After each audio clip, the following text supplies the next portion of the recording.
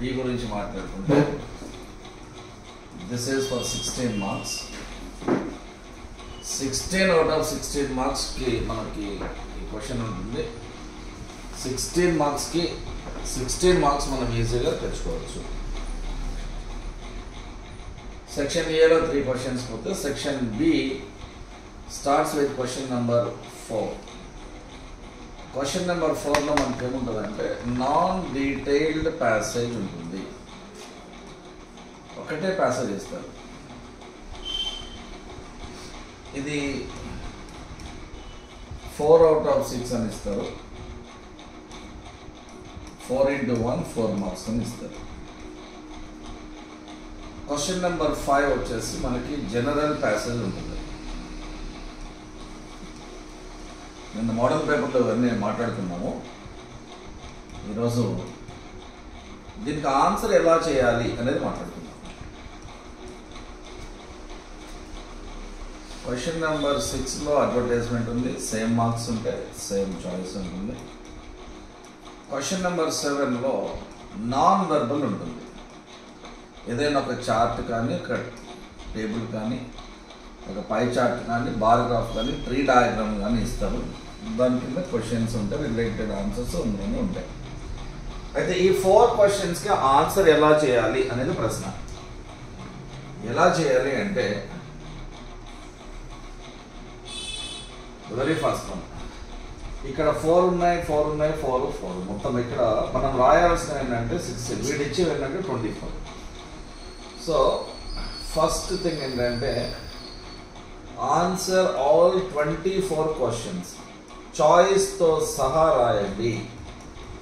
ఒక question wrong అయినా కూడా, ఒక ఆన్సర్ రాంగ్ అయినా కూడా ఇంకొక ఆన్సర్ రైట్ అవుతుంది. కాబట్టి 4 out of 6 అన్నారని మీరు 4 రాస్తే అందులో ఒకటి మిస్టేక్ అయితే అప్పుడు 3 ఉంటే ఇబ్బంది పడతారు. కాబట్టి 24 questions రాయవలసిందే. Second one,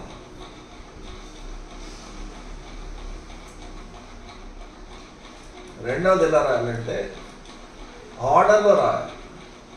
1 to 6 order ఇస్తే 1 to 6 రాయాలి. తర్వాత ఆన్సర్స్ టు దిస్ 24 క్వశ్చన్స్ ఎలా రాయాలి అంటే 1 వర్డ్ లేదా 1 సెంటెన్స్లో రాయాలి, లేదా 1 లైన్లో రాయాలి. 4-5 లైన్స్లో ఆన్సర్ రాయకూడదు, ఒకటే మాటలో రాయాలి. Who is the author of this passage అన్నప్పుడు హెన్రీ మీ అయితే హెన్రీ మీ అని, రస్కిన్ బాండ్ అయితే రస్కిన్ బాండ్ అని రాయాలి.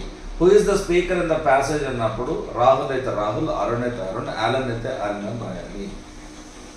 తర్వాత ఈ క్వశ్చన్స్ అన్నీ కూడా మనకు అక్కడక్కడ do you agree with the statement అని ఇస్తాడు. ఎస్ అయితే ఎస్ అని క్యాపిటల్ లెటర్స్లో, నో అయితే నో అని క్యాపిటల్ లెటర్స్లో రాయాలి. ఇంకేం రాయాల్సిన లేదు. Yes I agree with the statement, no I don't agree with the statement అని రాయాల్సిన అవసరం లేదు.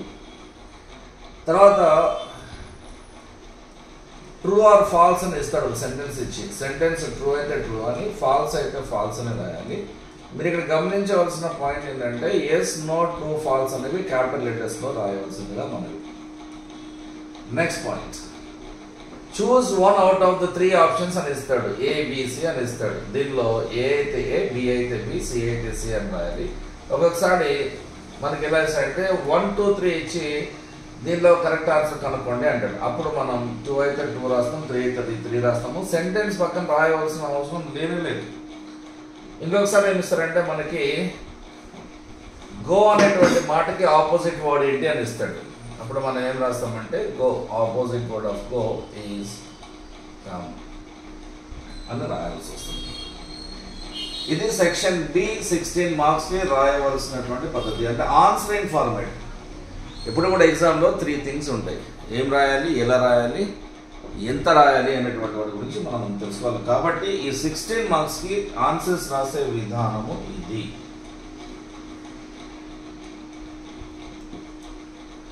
రావు గారు ఓకే తగలబెట్టారా?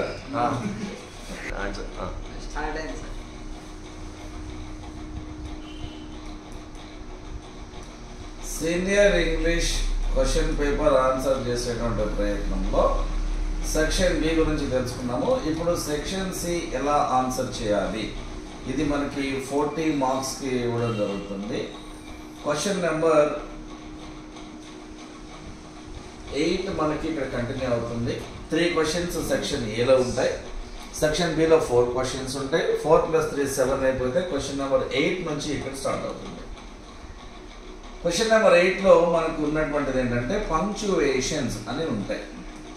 ఈ పంక్చువేషన్స్ అనేటువంటి కాన్సెప్ట్ మనకి 8 × 1/2 4 మార్క్స్ ఇవ్వడం జరుగుతుంది. ఇవి ఎక్కడ నుంచి ఇస్తారు? సోర్స్ ఆఫ్ దిస్ క్వశ్చన్ ఏంటి అంటే ప్రోజ్ లెసన్స్ మాత్రమే. ప్రోజ్ లెసన్స్ మీరు టెక్స్ట్ బుక్లో నుంచి చదువుకోవాలి. అలా చదువుకోలేకపోతే మెటీరియల్ బుక్స్లో be it any name it any brand, ప్రతి పుస్తకంలో కూడా మనకి ఎక్సర్సైజెస్ ఉంటాయి. అవి చేసుకుంటే కూడా సరిపోతుంది, టెక్స్ట్ బుక్ లేకపోయినా పర్వాలేదు. ఈ ప్రోజ్ లెసన్స్ నుంచి ఇస్తారు. జనరల్గా ఎలా ఇస్తారు అని అంటే, for example, I am in Delhi అని ఒక సెంటెన్స్ ఇచ్చారు. దీన్ని ఏం ఇంప్రూవ్ చేయొచ్చు అని అంటే, ఇది క్యాపిలేటర్ ఉంటుంది, ఇది ఇంప్రూవ్ చేయొచ్చు. ఇది కూడా క్యాపిలేటర్ ఉండాలి, దీన్ని కూడా ఇంప్రూవ్ చేయొచ్చు.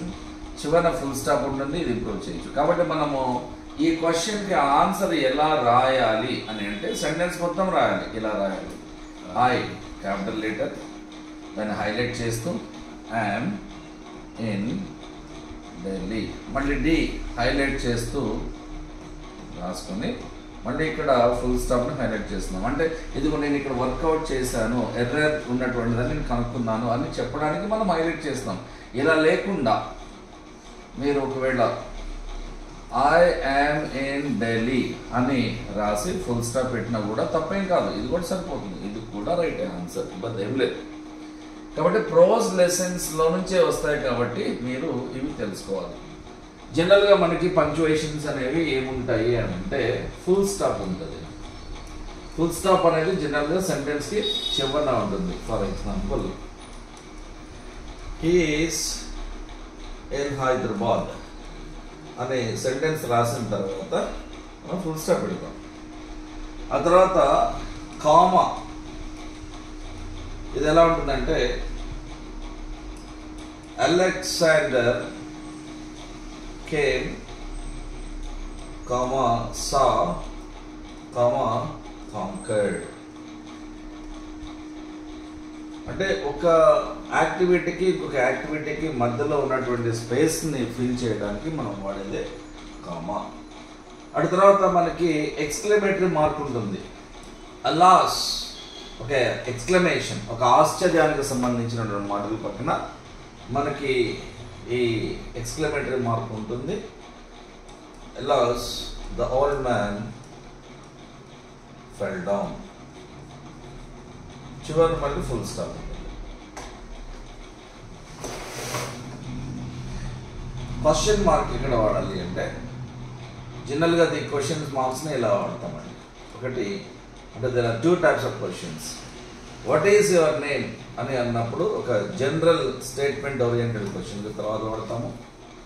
అటు తర్వాత yes or no type questions ఉంటాయి. Do you have a car, ఉందంటే ఉందని, లేదంటే లేదు. సో వీటిని జనరలైజ్డ్ క్వశ్చన్స్ అని, వీటిని yes or no type questions అని అంటారు. మ్యాక్సిమం ఇంతవరకే ఇస్తాడు. అటు తర్వాత మనకి క్యాపిటల్ లెటర్స్. ఈ క్యాపిటల్ లెటర్స్ అనేటువంటివి జనరల్గా మనకి నేమ్స్ ఆఫ్ పర్సన్స్ కానివ్వండి, లేదా నేమ్స్ ఆఫ్ ప్లేసెస్ కానీ, నేమ్స్ ఆఫ్ కంట్రీస్ కానీ, నేమ్స్ ఆఫ్ ఫేమస్ బుక్స్ కానీ, names of any particular subject oriented books కానివ్వండి, like botany, zoology, names of languages కానివ్వండి, వీటన్నిటికీ ముందు బిగినింగ్లో క్యాపిటల్ లెటర్ వస్తుంది. సో ఇదంతా కూడా పంక్చువేషన్స్కి సంబంధించినటువంటి notes. Question number 9 is matching. matching is given for 4 marks, 4 out of 6, 4 into 1, 4 marks. జనరల్గా ఈ మ్యాచింగ్ అనేటువంటివి ఎలా ఇస్తారంటే టెక్స్ట్ బుక్ సోర్స్ నుంచి తీసుకొని ఇస్తారు. అయితే సీనియర్ ఇంటర్మీడియట్లో ఏంటంటే ఇక్కడ టెక్స్ట్ బుక్లో నుంచి రావు, వీటిని OWS అని అంటారు, అనగా వన్ వర్డ్ సబ్స్టిట్యూట్స్ అని అంటారు. దీన్ని ఇంకా ఏమంటారంటే మనకి టెక్స్ట్ బుక్లో ఎలా ఇస్తారంటే ఒకాబులరీ అని ఇస్తాడు. ఎలా ఇస్తాడు అని అంటే ఫర్ ఎగ్జాంపుల్ ఇక్కడ మనకి AB అని 2 గ్రూప్స్ ఇస్తాడు. లెఫ్ట్ సైడ్లో A అని, రైట్ సైడ్లో B అని ఇస్తాడు. ఇలా ఇచ్చిన తర్వాత ఈ A కింద మనకి ఏమి ఇస్తారంటే 1 2 3 4 5 6 అని క్వశ్చన్స్ ఇస్తాడు. ఈ రైట్ సైడ్లో మనకి ఏమి ఇస్తారంటే ABCDEF అని ఇస్తాడు. ఒక్కొక్కసారి ఇస్తే GH కూడా ఇస్తాడు. ఇక్కడున్న వర్డ్స్కి ఇక్కడున్న వర్డ్ మనం మ్యాచ్ చేయాలి, అందుకనే దాన్ని మ్యాచింగ్ అని అన్నారు. ఈ మ్యాచ్ చేయాలంటే ఏం చేయాలి అంటే చాలా మంది పిల్లలు ఏం చేస్తారంటే ఈ వర్డ్ ఈక్వల్స్ టు వర్డ్ అని రాస్తారు. Waste of time. అలా రాయడం తప్పేం కాదు, కానీ అలా రాయొద్దు. దానివల్ల మనకి టైం వేస్ట్ అవుతుంది, ఆన్సర్ బుక్లెట్లో స్పేస్ కూడా వేస్ట్ అయిపోతుంది. కాబట్టి ఆల్ఫాబెట్ మాత్రమే ఆన్సర్గా రాయాలి. అంటే ఆన్సర్ ఎలా రాస్తామో ఎగ్జామ్లో అంటే ఆన్సర్ ఫార్మాట్ ఏంటంటే ఇదంతా కూడా మార్జిన్. ఈ మార్జిన్లో క్వశ్చన్ నెంబర్ వేస్తాం. ఆ తర్వాత ఇక్కడ 1 to 6 ఉన్నాయి కదా,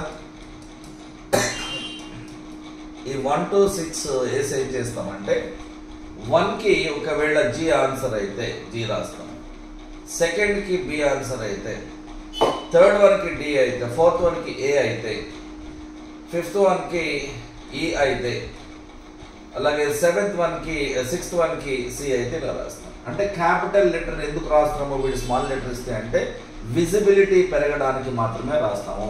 కాబట్టి ఆ విజిబిలిటీ అనేటువంటిది ఎగ్జామినేషన్ పాయింట్ ఆఫ్ వ్యూలో చాలా ఇంపార్టెంట్ అండి. రెండవది లెజిబిలిటీ. ఈ రెండు చాలా ఇంపార్టెంట్. ఈ లెజిబిలిటీ అంటే అర్థం ఏంటంటే సైజ్ అన్నమాట, ఎంత పెద్దగా రాస్తున్నారు కనపడేలా. విజిబిలిటీ అనేటువంటిది క్లారిటీ, ఎంత స్పష్టంగా మీరు రాస్తున్నారు. సో వైస్ వర్సా కూడా మీరు అర్థం చేసుకోవచ్చు, ఇబ్బంది ఏం లేదు. కాబట్టి ఆ క్లారిటీ, ఆ సైజ్ అనేటువంటిది మీరు ఎగ్జామినేషన్లో మీరు మెన్షన్ చేయాల్సి ఉంటుంది, దాన్ని ఫాలో అవ్వాల్సి ఉంటుంది. ఇది క్వశ్చన్ నెంబర్ 9కి ఆన్సర్ చేయవలసిన పద్ధతి. ఇవన్నీ కూడా మనకి టెక్స్ట్ బుక్లో ఉంటాయి. ఎగ్జాంపుల్ కొన్ని చెప్తాను మీకు. ఎలా ఇస్తాడు అంటే థీయిస్ట్ అంటే ఎవరు అని ఇస్తాడు, మనకి ఎగ్జామ్లో ఉంటుంది. ఇక్కడ థీయిస్ట్ అని ఇస్తాడు, అక్కడ ఆ థీయిస్ట్ అంటే ఎవరో బీలో ఇస్తాడు. థీయిస్ట్ అంటే ఎవరు అంటే one who believes in the God, one who believes in God, దేవుడు ఉన్నాడు అని నమ్మేవాడిని థీయిస్ట్ అని అంటారు. అలా కాకుండా మనం ఎగ్జాంపుల్ 2లో ఇలా చెప్పుకుందాం, అథీయిస్ట్ అని ఉంటుంది. ఇదేంటంటే హూ డజంట్ బిలీవ్, వీడు లేడు అని నమ్ముతాడు, who doesn't believe in God.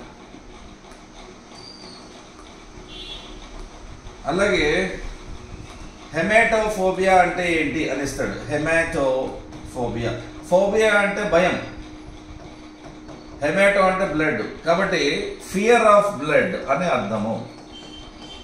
So ఇప్పుడు మీకు అర్థం కావాల్సింది ఏంటంటే ఇవన్నీ కూడా ఈ లెఫ్ట్లో ఇస్తాడు, ఇవన్నీ కూడా రైట్లో ఇస్తాడు. దేనికి ఏది మ్యాచ్ అవుతుందో చూసుకుని ఆ ఆన్సర్ని మనము స్మాల్ లెటర్లో కాకుండా క్యాపిటల్ లెటర్లో మెన్షన్ చేస్తే విజిబిలిటీ బాగుంటుంది. కాబట్టి మనకి అలాగా మంచిది, అలా రాసుకోవడం బెటర్ అని ఆప్షన్ అనమాట.